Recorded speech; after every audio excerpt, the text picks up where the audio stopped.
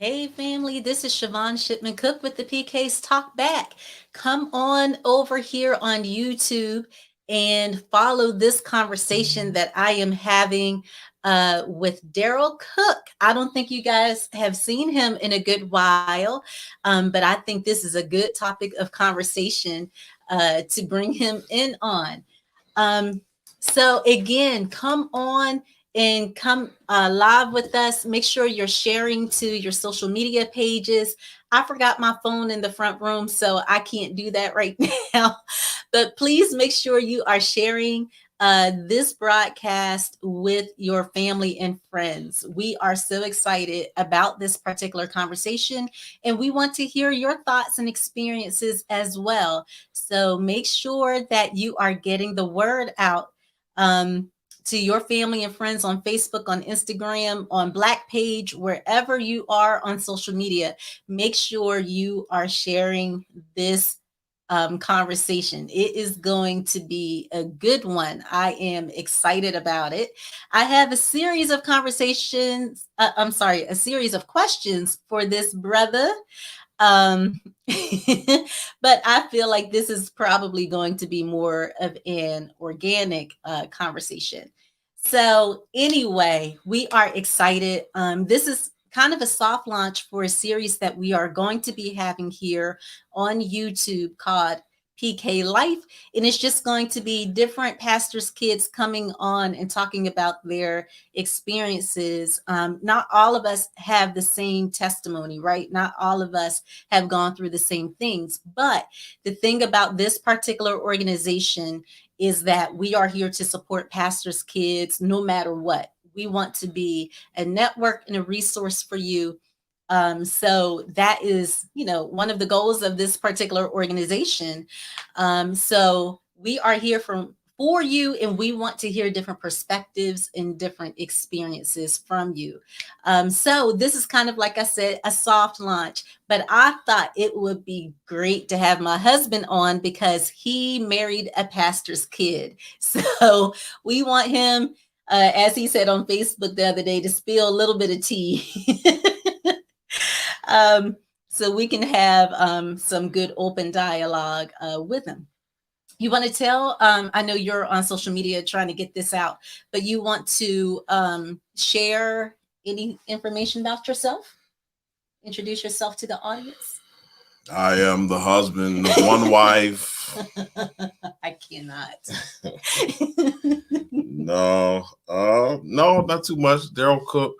Um, Happy to be here. Looking forward to the conversation, and I think we'll talk about some things that'll help some folk today who are navigating public life, because when you are a preacher or you're married to the child of a preacher, it's you're trying to navigate what it's like to be in the public. And so I think some of our conversation might be fruitful, and it will be helpful for some of you who may be dealing with that. So looking forward to the dialogue. I know I just shared it on my platforms. I didn't realize we were just going to be on YouTube, so I'm sure people are going to jump in as the conversation goes.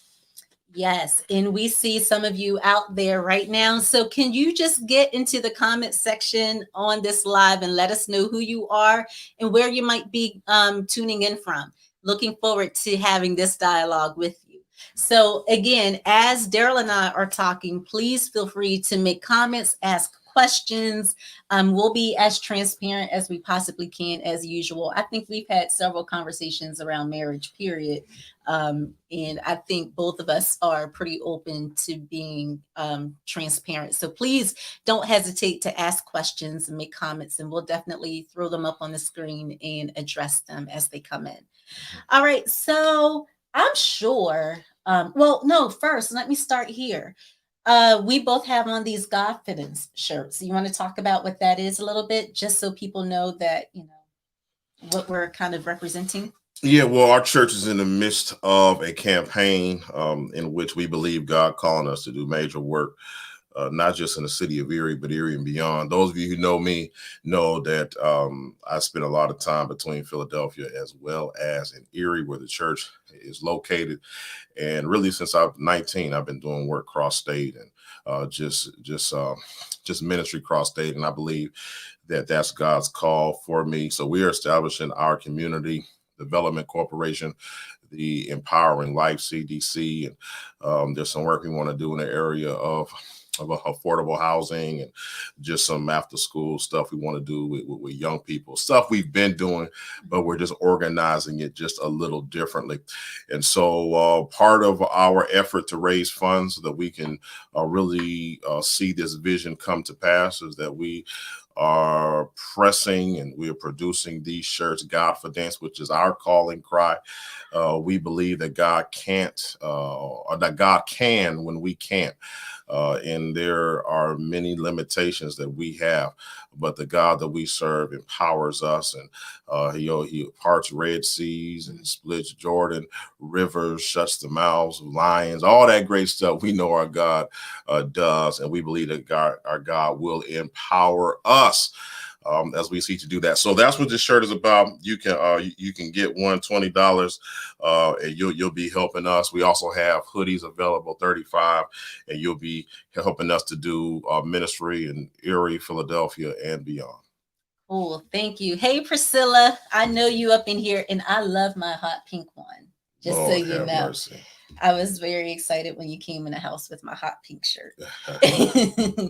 All right. So you talked about some of the work that you did across the state, and that's pretty much how we met, right? We met at the Pennsylvania Congress of Christian Education, and I can basically say that you were not necessarily on my radar before that point. Oh Lord. I mean, I knew your sister. I didn't know you were connected to Erica and all that good stuff. So it's just amazing how God, kind of brought everything full circle. But let me ask this question first. So what was it about me that kind of like captured your attention? Because I know you weren't just trying to go after a pastor's kid, especially not Shipman's kid. No, that wasn't even on my mind. I mean, you want me to be honest? Yeah, true. I thought you was tough. I saw you. I thought you was tough. I said, look, yeah, man, she bad. I was talking to my boy. We were having a conversation about it. I said, man, I don't know. Because I can't say you were on my radar until that 1 year, or maybe it was the year before, but it was definitely was that year I had my man Justin run a little bit of interference for me. That's when I had really peeped you. And so he had ran a little bit. I got the digits, got the email, and the rest is history.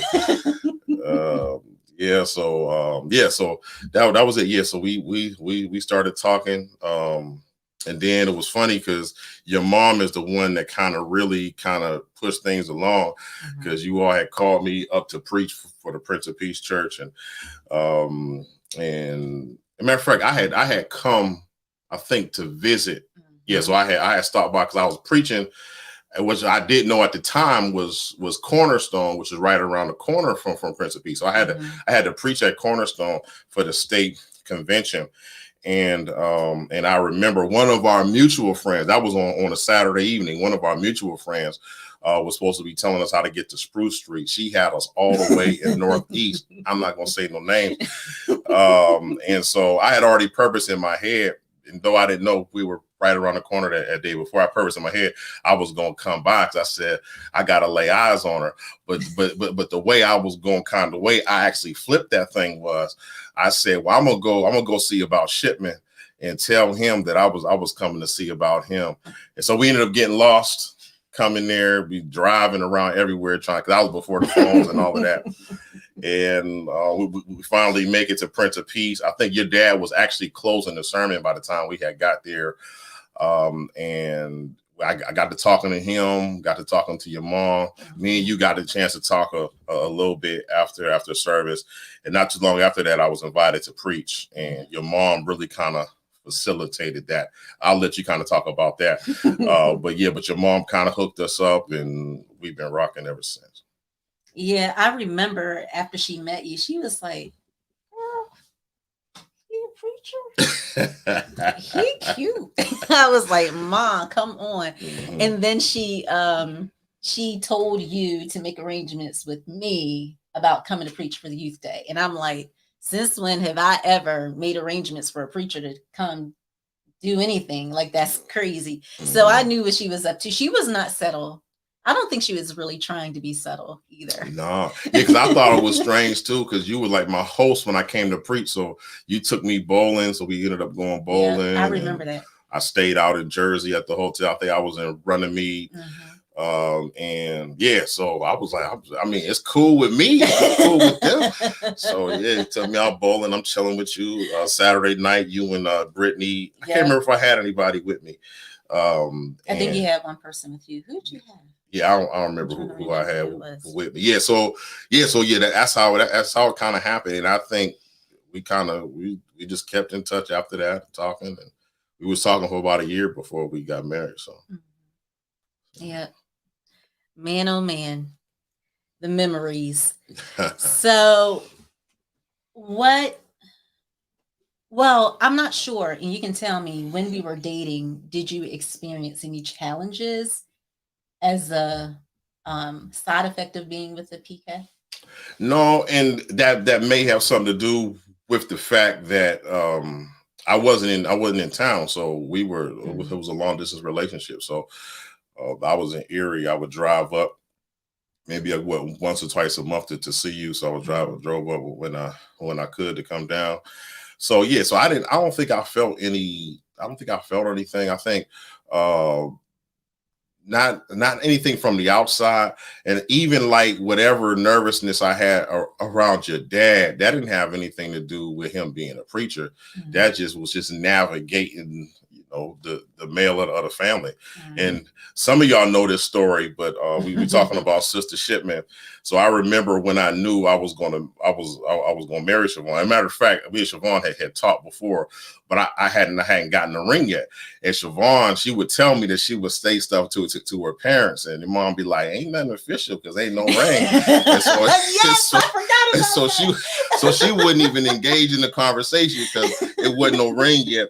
So so I finally, got around to getting the ring and had that all together. And so she was actually the first one I had told that weekend, because I knew I was going to have the conversation with the parents, and I knew I was going to talk to Rev and your mom. But it was just easier to talk to her because that was my girl. She Cookster, so we'd be talking. So I called her and told her what my intentions were. And that's what she said. "Oh, Cookster!" And she was so excited, welcoming me to the family. She said I had to talk to Reverend. So me and Reverend, we was in the car that whole day because he had me at Westminster, and I don't know if she gave him a heads up or not. And I don't know if he was kind of, messing with me, because he would play games with me every now and then. He still plays games. I hope he's on. Yeah, he would mess with me. So I had talked to her, but I remember that whole nervousness that whole day of breaking the news to him that I wanted to marry his daughter. And she got home from work and she realized, she asked me, she said, "Have you talked to Reggie?" I said, "No." So she grabbed my hand. Y'all was on three Pluto. Mm-hmm. They grabbed me by the hand and took me downstairs. And so that's when I talked to the Reverend.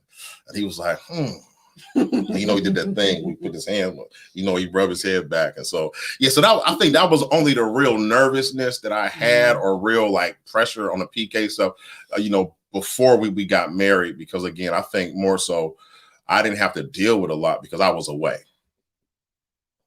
Yeah. Wait, this must be my brother. Or is it either him or Reverend? Yeah, let's throw that up on the screen. Actually, we have a few comments that are out here. Crystal is on. She said, Mom Shipman playing matchmaker. Yeah, yeah. She's definitely kind of like the catalyst for our relationship. Um, let's see. My niece is on. Hey, sick girl. And who else do we have on? She said, "That's right, Mama. That ring is biblical." Who was CJ? Crystal. Oh, Crystal is Crystal. on. Oh, okay. Yep. Yeah. I'm thinking it was like her cousin or something like that. Okay. Nah, it's Yeah. Crystal. Crystal Jacob Shipman. Yeah, Crystal Jacob Shipman. Okay. Yeah, the rest of you, if you can holler at us and let us know who you are tuning in and where you might be tuning in from, that would be so helpful. um, let's see. All right, so you weren't really feeling the pressure on the dating side, but I'm sure marriage kind of changed the dynamic, right? Yeah, no doubt about it. And of course, that first year, I was still moving around a lot because remember, I was the primary preacher at Shiloh, so I was still preaching. I think that first year of our marriage, I was still preaching. I was finishing out my agreement with them. So I think I had like a year on my agreement with them, and I was finishing that out. So I was in town three times. I was gone three times out of the month, I think. But yeah, I think it was no doubt. I mean, I was coming into a whole different dynamic. So I was coming into family ministry, how you all do ministry as a family. I was also coming into Prince of Peace, learning that. I mean, before that, and even beyond the PK stuff, I had only been at my home church my whole life. Now I was blessed to have a pretty decent itinerant ministry where I was preaching quite a bit at that time, and up and down the road and whatnot. But for the most part, I had only been at one church. So I was coming in, learning the whole new culture, learning the family, trying to find my way and just all of that type of stuff. So yeah, so I think after we got married, I think that's when I probably felt it, a little different for sure. What were some of the challenges for you? Well, I think the challenges with any marriage is expectations. Sometimes they're unspoken, unrealistic, and I think unrealistic on both sides. I think sometimes the issue is you assume things that aren't really there. I've been blessed, so I'll say this, and I say this, but behind your back, and I've said it behind their back. I know of some horror stories with some of my boys with their in-laws. I haven't had any of those issues. Reverend never put any pressure on me to be anything or anything like that. Your mom didn't either, but I think there are expectations of people in general. So when you have just church life period, people are always looking at you and have this idea of what it means to be a young Christian couple and what it means to be a young preacher. So I felt some of that stuff from the outside. I don't know if it was always family related per se, but it's just the nature of being in church, being in that fishbowl. I remember Deacon Benjamin Mooney when I first acknowledged my call to ministry at Shiloh Baptist Church in Erie, and Deke said to me, and I'm 16, so 17 years old, something like that.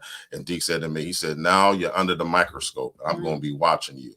And that has always stuck with me. And so the expectations that arise out of people watching you and the various comments you receive after church, or the various things that people say what you should be doing, or you aren't doing this by now, or what's up, y'all don't got any kids yet, all of those types of things. You hear that all the time, and you feel the pressure or the expectations that people have just being a Baptist minister. But on top of the fact, dealing with the fact that your father-in-law is a larger than life preacher. Yeah, I said that about Robert V. Shipman Sr.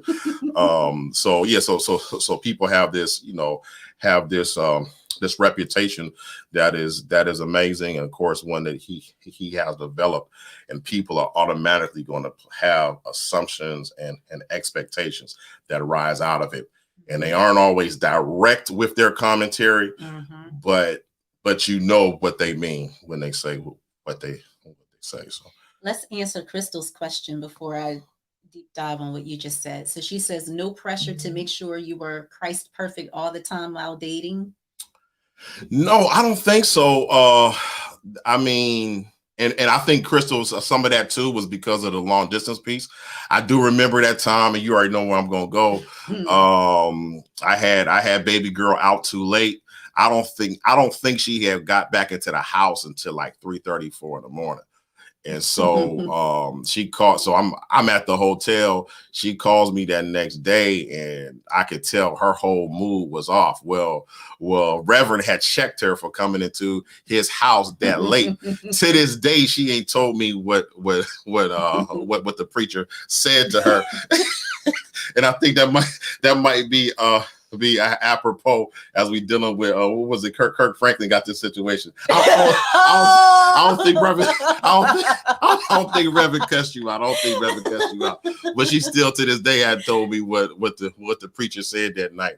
But I will say this, Crystal. After that, Reverend made it for sure and for certain that his house was available every time I came up after that, and so he insisted that I stayed at the house, and that was of course so he can keep an eye on me. So that was the one thing. That was the one thing. Yeah, so I didn't get a hotel after that. Yeah, he had you stay in the basement. Yeah. Because you can hear everything from the basement. Yeah, Reverend wanted to keep his eyes on the young preacher. Said what he say? Yeah. And wait, even Sydney got in here. Priscilla, she still ain't told me what the preacher said that night.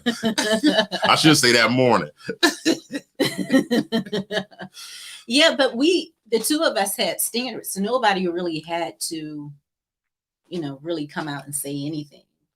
Like we both knew what we wanted and all of that kind of good stuff. So all that nonsense, BJ said, I know.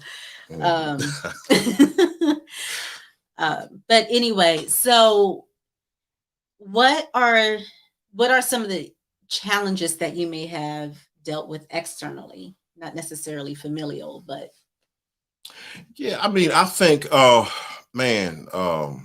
course different things that Brown her with some cake.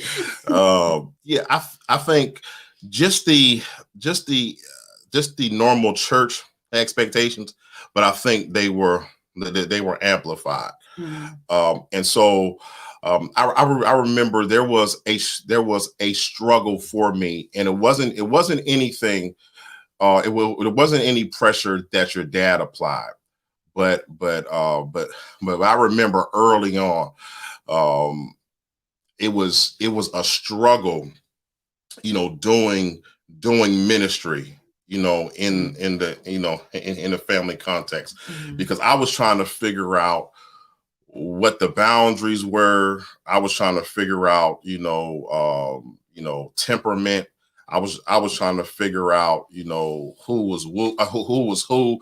It was just a whole lot that I was figuring out. And then on top of that, you would have people who would have issues for whatever whatever they had. They were trying to pick me to see if I would be an ally to them, because Reverend don't mind shutting something down, and so at times you would have people trying to figure out, okay, can I get Cook on my side, and I would feel that at times, and it's not anything unique to the Prince of Peace context. I went through that as Shiloh as I was developing in my preaching gift. people would come after service and they would make silly statements like, "You ought to be the pastor," as if being able to preach made me having the qualifications to pastor. And Right. so people do that, period. And so for me, that was a challenge, trying to navigate that space. So I'm learning a family, I'm learning a church, and then I'm learning a new city at the same time. Mhm.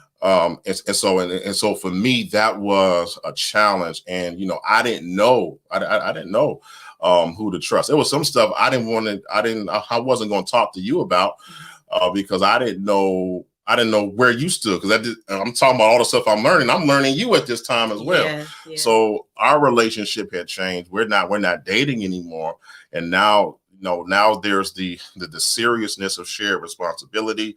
There's the seriousness of bills and shared life now, that we're trying to figure out. And so for me, that was a challenge early on. And I took at least 2-3 years, maybe about 2 years or so, that I was here, that I was floating. I was at Prince of Peace, but I had never made that public commitment to Right. Prince of Peace. And I remember, your dad, he talked to me. He wanted to know what was up. And again, it wasn't pressure, but it was a sense like, look, you've been here for a while. It's time to make a commitment one way or another. And so that was a challenge, because again, even with that, I can be a man of, I can be stubborn and Say what? proud and all of that type of stuff. Yeah. And so coming in, I wasn't going to join Prince of Peace just because you was there. If I decided I was going to do something, I was going to do something. But I still, but then it was still that pull, like I need to be there. And so I was wrestling with that. So I'm like I said, I'm learning you, I'm learning the family, I'm learning the church, I'm learning the city, and it was a whole lot that I was trying to figure out at that time. Yeah, and you know what? I don't think anybody has a formula. And I Right. don't think anybody really walks into that relationship really knowing what to even ask. Right. Right. So, having said that, what are some things that you may tell somebody else who might be stepping into your situation? Yeah, I mean, I would say take the time to learn people. I had to really take the time, and spending that time with Rev, kind of helped me to get a sense of who he was, and the fact that I could trust him.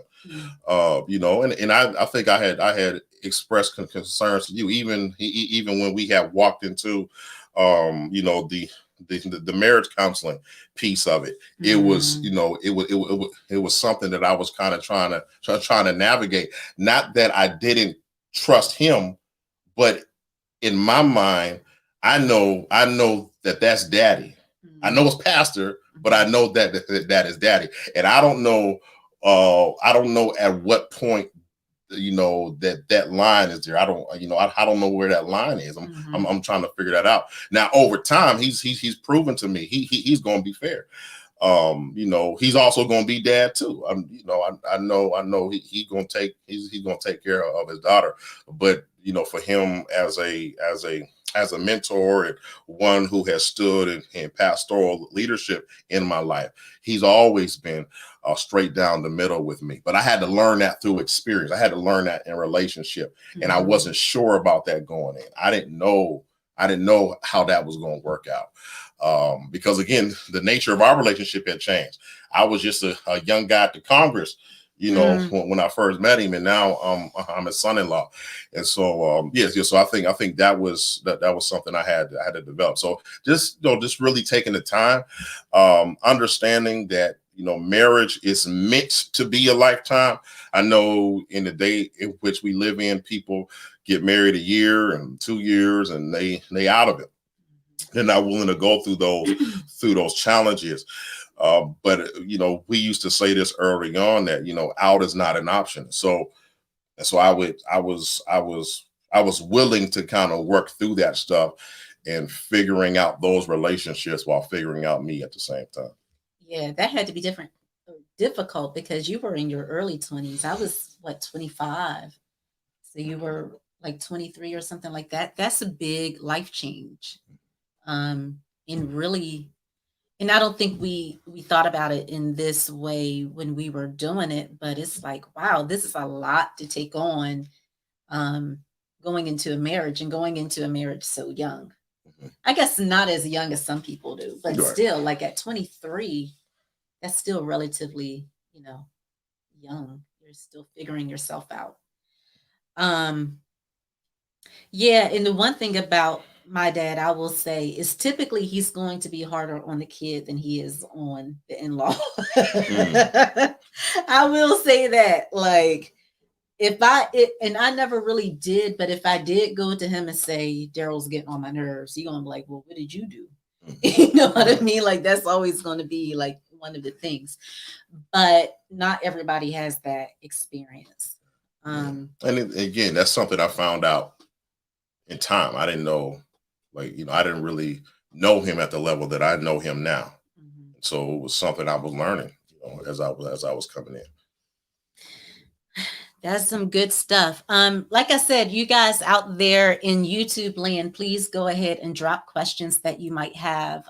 We definitely want to hear from you, and any comments, or questions we'll definitely take and address.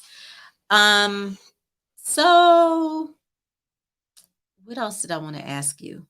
Oh, so one of our Facebook friends said when we posted this out there that, oh my goodness, this is going to be a good conversation. We are a lot. Mhm. So, what is a lot about me? Lord have mercy. Be Yeah. careful because I still have your banana pudding out there. Well, your mom told me, uh, Suge is a good girl, but it's that mouth. And so and that's one thing about her, is she would just tell me everything, and everything she told me has come to pass. Right. So she would she would prep me. And so Bless yeah. her heart. Yeah. So yeah, so I think I think learning your temperament, sometimes and Crystal is saying show who so who quotes more scriptures. uh In an I don't argument. Yeah, I don't think, no, we don't quote scriptures, but see, the thing about arguing with her that's challenging is that some women are more emotional, right? So and again, I don't want to stereotype. It's Women's History Month, so I'm not trying to stereotype, but some women that I've either known family wise, or women that I've dealt with in the past, sometimes the arguments can be emotional. The challenge with Shavonne is she's more cerebral. And so sometimes when I'm in a situation with her, especially early on, so I know her now, but I felt like I was playing chess. I wasn't playing checkers, right? And so I had to be on my P's and Q's, because if I wasn't on my stuff, she would have me wrapped up into some emotionalism, and I wasn't used to that. I've never, I don't even have to say this, but you all know this. I've never really raised my voice at her. I've been mad enough to, but I've gone and handled my business. I would never put my hands on her. I never saw that in my family. That's something I've always despised.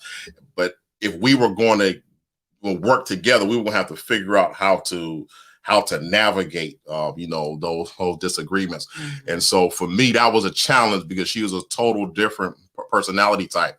And then both of us can, we're like pretty cool, we're easy going, but there's a certain point in which you can push us, and Mhm. neither one of us are going to budge. And so navigating that, there's been several times in our marriage that we have, we just had an impasse. and some gonna have to work out. We got to figure this out. I'm not giving none, and she not giving nothing. And so working through that challenge at times has been, has something been interesting. But I think even with that, that's about learning the person. So I know how to communicate with you.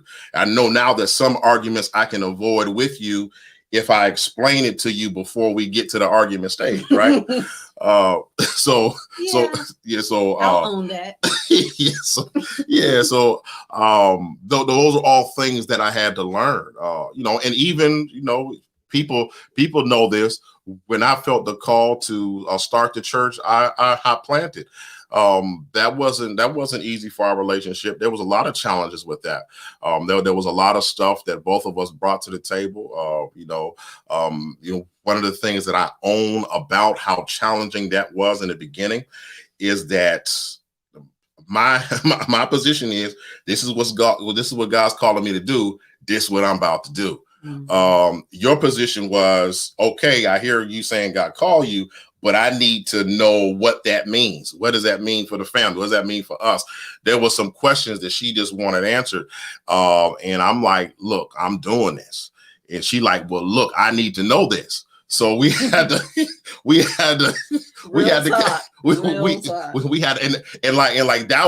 that was one of those things where we felt ourselves at the impasse.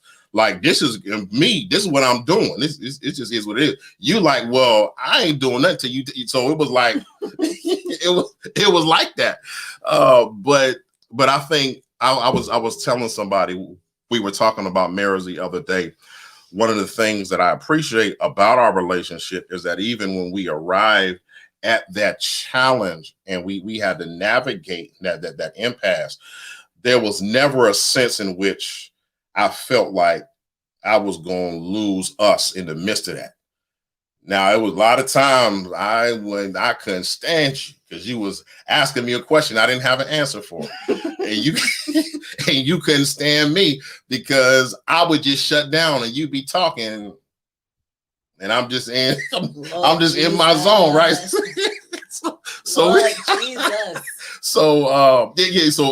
those were all pieces that we had to work through. But I think for me, it just comes back to communication, and that's true in any relationship. You got to figure out how to communicate, how the person perceives love, and how to receive information too. Yeah, no doubt about it. Yeah, that's real. Yep. Because I had to figure that out about you. Like, mm-hmm. What is it that's going to help him understand what I'm trying to say? Yeah, that's real right there. Yeah, and I think one of the things that helped us with that was that we said we got to stop trying to communicate in crisis. Yes. And so, yes. And so I think that's what the issue was. It was like at the point of crisis that we were having these very serious conversations, and neither one of us are sober because we're trying to win the argument. We're not necessarily trying to work through the issue, right. So I think for me, whether I'm dealing with a PK or whether I'm talking to somebody who's just married, they're married and they're working through something on their own, without all of the public life or what it means to be a PK, I would say communication is something that you got to figure out, and it's a constant grind. It just is what it is. Marriage is work. Love is not a feeling you fall in and out of. Marriage is something, and love is something that you commit yourself to, and that you work through some stuff, because there are going to be some challenges. So. Yeah, and I'm sure that extra layer kind of put something out there, for the public too, to scrutinize us on.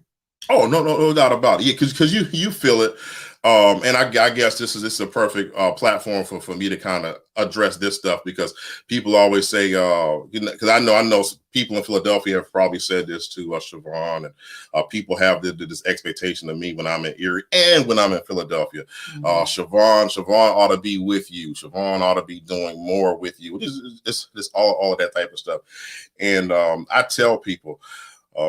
Our marriage is our marriage. one of the things that I don't know, I'm not, I think Shavonne will tell you, I'm not one of those men that has this expectation that she's gonna cook me breakfast every morning and all that type of stuff that, the guys fantasize about before they get married. But there is one thing that I was clear about, and I'm still to this day clear about. I don't want anybody in my business. Nobody is going to be in this marriage. You deal, you got to deal with the folk you got to deal with. I'm going to deal with people I got to deal with. My family knows it's just certain questions you can't ask me. I'm not going to answer because my marriage is none of your business. I've always been guarded about that. And I've just always been guarded about my business, period. But, people have these expectations of what it means to be a pastor and what it means to be a first lady. And I get it. I have no problem with that. But one of the things that I'm free about is that I'm not going to live out your expectations. I'm not going to allow your opinion on marriage to dictate how my marriage operates. When Shavonne is doing work at Prince of Peace, she is doing it with my blessing. I have never made her choose, and she has never made me choose. Right? We have figured out what works for us, and we didn't start there. It was a whole bunch of challenges that we had to endure. But I remember even when just the tragedy for us was certainly when God called your mom home. And from my perspective, like, I knew Prince of Peace is where you just needed to be. And sitting up under me just wasn't where it needed to be. And then plus, I told folk, I'm honest, I like to be able to function and move in ministry sometimes. I don't need that extra first lady stuff that the people have expectations of. Right. And so I tell people that had joined our church, if that doesn't work for you, there's so many other churches in the city that you can go and you can have a traditional first lady.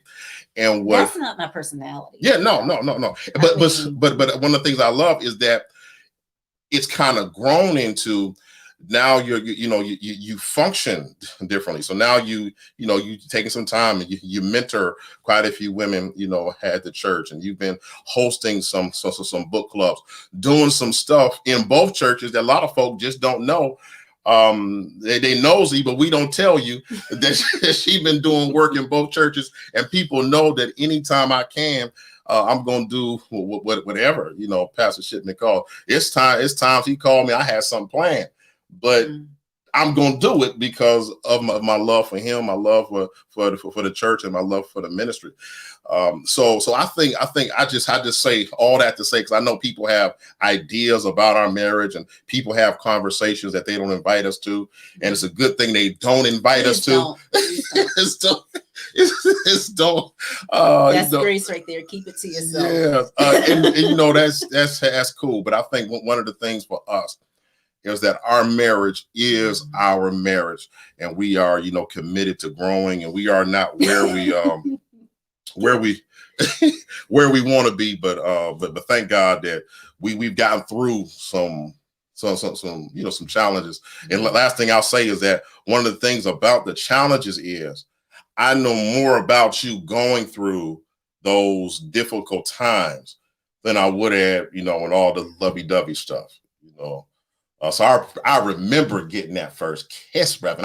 I remember stuff like that. But the stuff that has the most impact on me is the challenges that we've had to endure, and being able to come on the other side of that. Yeah, absolutely. My brother out here talking about big hat Shavonne. Yeah. Natasha says, I love that the choice to create your marriage narrative and boundaries was with intent. It has to be. I said to somebody recently, I can't remember who I was talking to, but I was just talking about living with intent in general. The worst thing you can possibly do is just float through life and just say whatever's going to be is going to be. Live your life with intent, and that has to include any relationship Mhm. that you're in, whether it's romantic or familial or friendship, whatever the case might be. It has to be with intent. And the other thing that you're pointing out here too, Tasha, boundaries. All of us have boundaries, and all of us have crossed boundaries, but the thing is, whether or not you communicate them in advance. Like, I can't say to Darrell that I don't, well, I get mad at him for doing something he didn't know was going to make me upset. You know what I mean? Mhm. So you kind of have to um, have boundaries, but also make sure you communicate them as well. Let's see. Good segue. So, how do you handle a PK that is busy in the church? Well, yeah, he definitely can answer that. Yeah, I think being honest when the busyness is getting on my nerves, or getting to a point where it's becoming a problem. I think for me, one of my bad habits is allowing things to fester and to build until they explode. And so now the thing that she did that would have normally just may have been a nuisance to me now becomes an explosion. And what I'm mad at her about is not what just happened right now, but it's the buildup of maybe the busyness. And so for me, this isn't a problem so much now, but I think it was a problem, at times throughout the marriage. And I say the times that I've missed it, I've missed it because um, this fool. The times that I've missed it, I've missed it because I've allowed stuff to accumulate, and I haven't dealt with it. The times that I've gotten it right, it's like I need some time or whatever. However, I'm going to communicate that. I need to communicate that, and I need to communicate it in a way that she understands. Yeah, so yeah, don't put no images of you kissing my head, Negro. I see you in the comment section. I think the other thing too, Crystal, and I think we sort of kind of got away from this with COVID, is basically saying when we wanted that time. There was a point at which we had what, twice a week that we spent committed. We're at least going to have dinner together, and we're at least going to watch Netflix or something together. But being quarantined, we've been in close quarters anyway. But it accelerated the busyness too, though. Oh yeah. It's definitely, I mean, yeah, so we probably need to revisit that. But if you have a day that you know is going to be your time with your spouse, your family, whatever, I would just have that on a calendar, and have it on a calendar. Like, seriously, don't just say in your head that you're going to do it, because if you're anything like me, you're going to forget. Something else is going to get in the way, and that day doesn't have a marking in it. So definitely plan the time. And then if that's a boundary for you, you know that because you've made that time, unless something serious has happened, don't let anybody take that away from you. And I think, and it definitely happened recently. There was a call for you to come and to do something. And I said, I don't think it's a good idea. I don't feel comfortable. I don't know. Well, you was already feeling that, but I think part of it was you felt my energy, but you also had, your own ideas about it. And, you just said, no, you couldn't do it. And so some of that too is the busy party has to understand at times you got to say no, that you can't be busy at the expense of what you're leaving at home. But then the flip side of that is we know what each other married. So so so she knows she married a musician, and she knows that she married a preacher. So she can't be shocked if she sees me doing preacher and musician things, and she's been around me enough to know what that means. I know that I married a PK who was heavily involved in ministry in the life of her church and in her father's life. So I know that, and one of the things that I've always said is that I won't make her choose per se, but there are those times which I got to speak up, and I do got to say it's my time, and so understanding that, I think that's a a juggling act.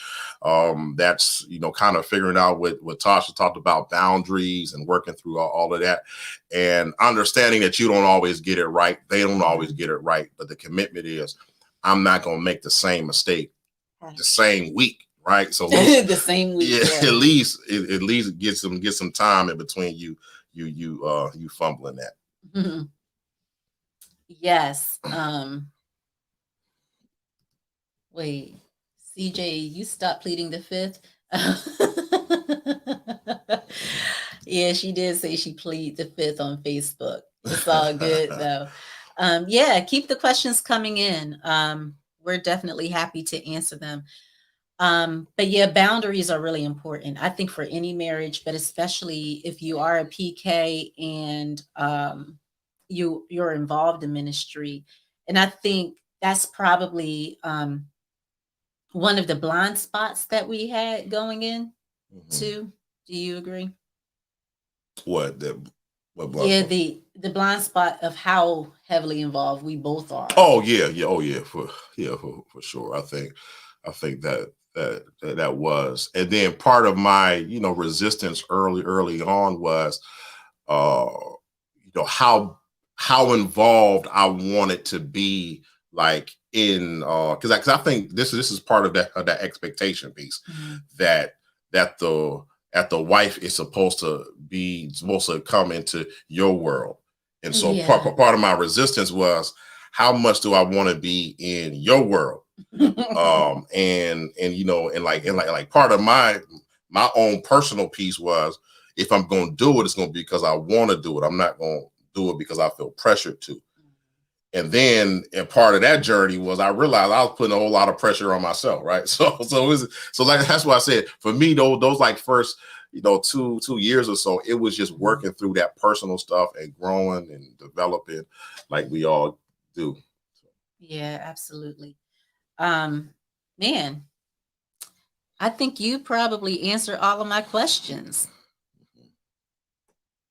But yeah, I definitely felt, one of my takeaways is the feeling that you had, and I don't think we really talked about it in detail, personally. Just trying to navigate those series of changes that were happening.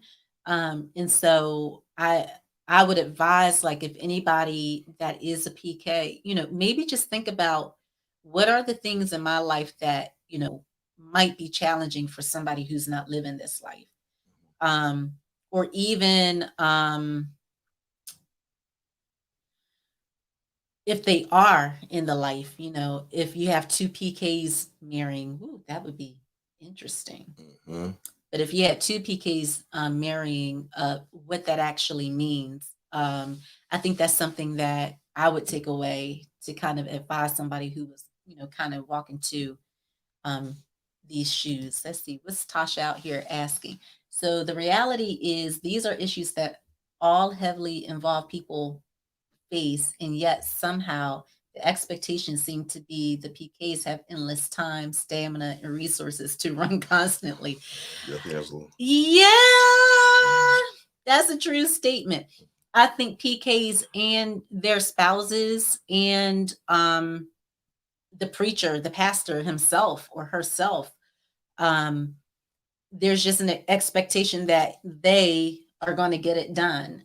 And so that causes the busyness, sometimes. Yeah. And you know what, I think that's one of the reasons to even Crystal's question, why for me, it's never been like a issue that I've ever wanted to argue with you about, because I understand the pressure of ministry, and I understand that as a pastor, there's only so many folk that are actually there when they say that they're going to be there. And many times the kids are. Now, I have seen it where the kids just abandon ship. I have seen that. But you can't even be mad. Yeah, I mean, yeah, because no. sometimes the intensity is just so much. It's Yeah, yeah. like I give up. It's nonstop. Yeah, it's nonstop. And it's especially on this side of it. I was talking to somebody, and I was just realizing. I said, I think I'm starting to realize that there's a point in which numbness is an emotion. Like I was in a season which I was dealing with so much death. Just people that are just dying and responding to that.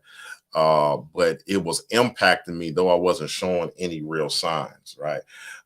And so just those pressures that preachers and pastors don't even articulate, but the families feel. And there's some stuff that you all probably felt just coming up in the house that you know how to respond to your dad, even when he doesn't articulate it. You can see on his face when he's tired. You can see his body language. You don't even got to know the phone call that he had to create that. But as a part of what you do as someone who loves him, you want to respond to that. You want to lift some of that load. And so that's something that I've just understood. And, maybe just because I'm not just a husband of a PK, I'm also a preacher myself, and I understand that load. And I've said this to you before, that I want you to be a support to your dad. I want you to be there as much as possible. And to the same token, to be honest, I want to be there for my parents as much as possible. One of my thoughts that always, in my head, and as morbid as they are, I know I have more time behind me with my parents than I have in front of me. And so that is something that's a constant tension I live with, as much as I want to shake it. And then your mother-in-law, she doesn't help me at all, because she always talking about, well, I finished paying off the plot. And, this is what I want. This is what I want in this service. And if you're not strong enough to preach, I want this one to preach. And so I live with that tension. And so any way that I can lift their load, I want to lift it. And so I know what that's like on your end. And so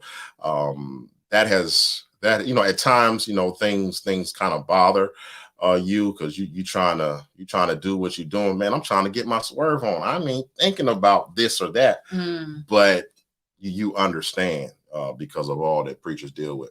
Yeah, BJ just had a comment here too. Personally, I feel a responsibility to not let the pastor look bad or the church, and it can be exhausting. I feel that. Yep. Yeah, I definitely feel that. Yeah, that's good. I appreciate you. You sharing that, because that's so real. That's so real, because you think about, and I actually had to check somebody at my church, because the question was, why don't we have what this other church has? Right. And it was a roundabout way. It wasn't as direct, but I had to remind them that there's a different structure at that church. That church has full-time staff. So where we depend 90% on volunteers, actually more than that, our church, more than that on volunteers. We don't have a bunch of paid staff positions. And the stuff that we depend on volunteers to do, that church has people making $55,000 in order to do. And when the volunteers don't do it, and volunteers many times don't do what they say that they're going to do, the void is still there. So what BJ said is so real, because if it's certain things, if they aren't done, it's the bad look on the church. And if it's a bad look on the church, it's going to be a bad look on the preacher. And so the preacher feels the need to get those things done. And I've seen it, your dad has talked about it. There are some things that he does. He shouldn't, and you all talk about it. You don't want him lifting chairs. But in the back of his head, he knows if ain't nobody lifting the chairs, I'm going to get this done. And so that's the tension, that exists. Yeah, absolutely. And Crystal says PKs are dependable, has been my experience in this. Yeah, I can speak to my circle of PK friends and stuff. Yeah, they in there, they're not going to have nobody, they're not going to have the church look bad at all. Let's see. I definitely see Robert Shipman in the constant struggle to be the support and backbone when it is needed. Absolutely. Um, yeah.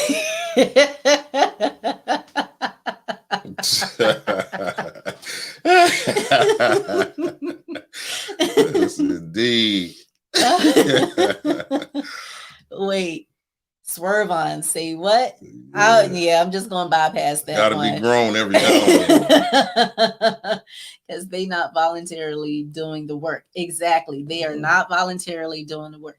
And that's probably the most annoying question for a pastor and his family to hear. Well, how come we're not doing this? Like, are you contributing to the health and welfare of this ministry? It's very annoying. Yeah. Yeah, yeah, and these are conversations that I've had with people several times. It's like, Mhm. you mad at me because we didn't implement your idea, but when you came Jesus. with an idea, I heard something else that's gonna fall on my lap. It's like the kid with the pet. You know if you get the pet, as much as they say they're gonna walk the dog or whatever they're gonna do, you're gonna end up doing all the stuff.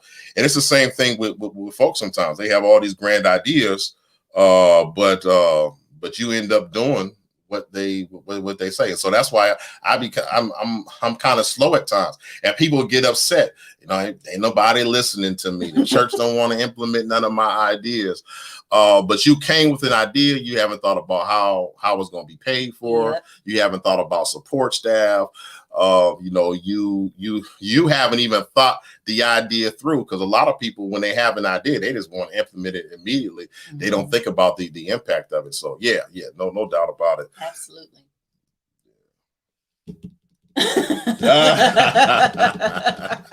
You got that, bro. Yeah, you can have Sasha. Well, Darrell, thank you for this conversation. I hope it's been helpful to everyone. Let's see. Loaded questions. So, Cook, how do you deal with differences in your upbringing, albeit home or church, versus that of the PK?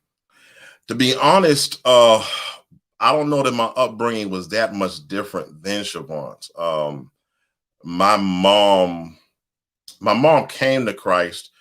Well, she had grew up in church, but she wasn't like really a church girl. Mm. But it was when she got as an adult that she really, really was committed in ministry. So when I'm by the time I'm 5 or so, we're in church, 3-4 days a week.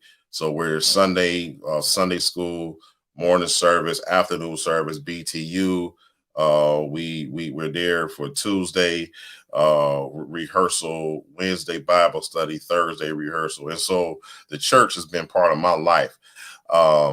So I don't know that I don't know that we've had a lot of differences. I mean, my mom would make us sit, and even though I know this isn't just the best teacher now, but still we would have to listen to Marilyn Hickey and all of those different types of people that she was into. We would have to watch just all those different folk, people that I may not tune into now, but when she was young and she was enthusiastic about ministry, we was watching Benny Hinn and all of the all of that type of stuff. Did you watch the Gaithers? Gaithers, yep, we watched that stuff. Ron Canoli. Oh yes. All of those Carmen, all of those different types of names. So I don't know that we had a whole lot of differences. My dad didn't really come to Christ until I was older. So I think that might have been a difference. My relationship with my dad was definitely contentious in my teens.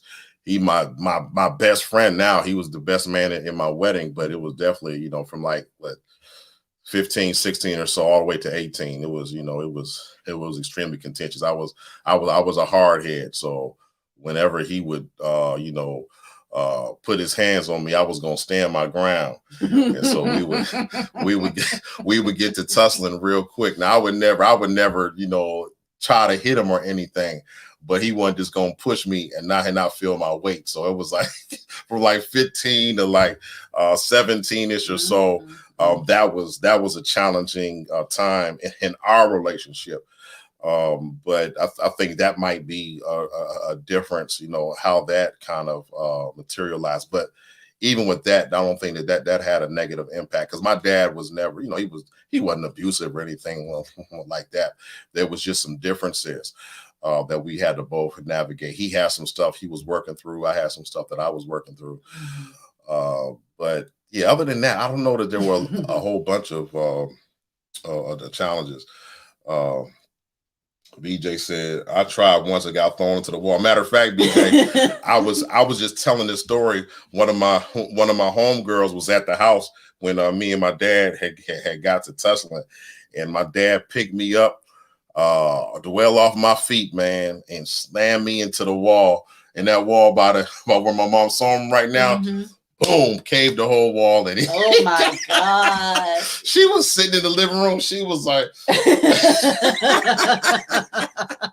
yeah. So yeah, I was just hard headed, man. He would dip me. He would dip me all the time, but I was just gonna stand my ground. I don't know what was up with me. Let's see. Any PK friends find differences in discussions of denominational structures, why the churches run differently? That hasn't come up in yeah. Said that house probably still got my chalk outline. For sure. I think they tore that house down now in Cardell. But anyway, I don't think I've had those particular discussions with even amongst my board. We have different denominations involved in there, and I don't think it's really come up that much. How about you? Definitely, man. Some of the trauma from some of the PKs, especially that came up in the holiness tradition, and heavy Pentecostal.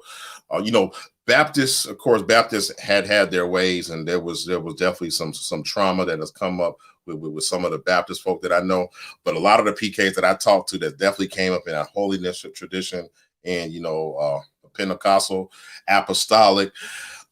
Man, some of the horror stories that I've heard, some of the trauma that they still carry, and even working through it, like even some of their conversations about church really isn't coming from any intellectual place where people use language like church hurt and all that type of stuff. For some people, now some people they just babies, and they talk about church hurt, but they don't get along with nobody at the job. They don't get along with nobody in their family. True. They just messed up, period. But then there's some other people that they've had some legitimate issues with church. And I'm talking about the gambit of sexual abuse, or they watch their fathers beat their mothers, or they have siblings outside of their father, him and mother, and navigating that. So yeah, I've seen a lot of that, and I don't want to be stereotypical and say that that's true of every holiness church, or apostolic church, or Pentecostal, but I could probably run off about 10 PKs that I know that struggle with sexuality, struggle with the church, struggle with leadership and authority, and it comes from just the way those churches were governed. Just that heavy legalistic talk in which salvation was really works based. Yeah. So. Yeah, and now that you mentioned that, I remember one conversation that I had where the PK actually didn't become a PK until she was a teen. Oh yeah. And so there was a whole switch over from, she was able to go to like school dances, basketball games, date, wear pants and all that. And then it changed to, you can't go to your prom. You're not allowed to wear jeans anymore. You only can wear skirts below your knee and all that kind of stuff. And so, especially for a teen, that's very traumatic. That's a whole lifestyle shift. So there's definitely some struggle even now, and she's, an adult, that she's having with her parents because of stuff that happened in their teens. Yeah, that's major. So yeah, it's definitely different. particularly. I think Baptist has a tendency to be the more lenient denomination from what I'm hearing. I mean, the Um, Baptists had some stuff with them, though. They had their ways, yeah, but Baptists got their ways. they weren't as legalistic though Hmm. for sure. And I remember, man, my homegirl in high school, she came up real legalistic dress and all that type of stuff. You know, had to wear those long dresses to the ankles and had to wear those tube socks with the penny loafers, all that type of stuff. And it was my homegirl too. I remember talking to her, and then one of my boys, and I was nervous when I saw him whispering in her ear. I said, Lord, please no, please no, please no. Within a week, she was coming to school dressed up in the long garb, but she would have a mini skirt in her backpack, and she got turned out that quick. Ooh. But it wasn't so much I think the appeal for him, it was just the rebellion because of just the legalism that she had lived with, just the weight of that and trying to find themselves. I was reading about the Amish, and they have some sort of rites of passage where when they get to a certain age, they can sow their oats or something like that because they've been living in that in that world, and they want to make sure that they actually want to make that commitment. So they let some of those young people go and do their thing. I was just reading about that. Wow. But I've seen that in some of the holiness churches where those, and especially the PKs, like the expectations. I got a boy now. He was expected, his father, big time bishop. He was expected to take over the church, and they expected to take over the ministry, and living with the weight of that. He pastored probably for a little while, but then he couldn't live under the pressure anymore. And he just completely rebelled for a little while. He's back in the church, but he doesn't want to have anything to do with preaching. And he's talented, but that could just be mean. That could mean he just got used to copying what he saw. It doesn't necessarily mean he was skilled in that area. But yeah, I would just say that. Yeah, BJ said, or fathers abused by churches. Yeah, I No doubt definitely know about it. PKs, and this is agnostic to denomination. Like, if this is what you are doing to somebody who does care for you, then I don't want nothing to do with it. Tasha is saying Michael came up holiness, and for a while he was over it, and he was a parishioner. I can't imagine as a PK. Yeah, I would venture to say that whatever your experience is as a parishioner in any church, multiply that by about 50, and that's your life as a PK. Crystal came up in a UMC church. United Methodist. Yeah, I was just listening to some stuff about what they went through with the whole decision around homosexuality, gay marriage, and all that. Yeah, I think my brother-in-law pastored. Yeah, I think he was United Methodist UMC. Church. Yeah. Church by committee. Man, oh man. In Lutheran. BJ.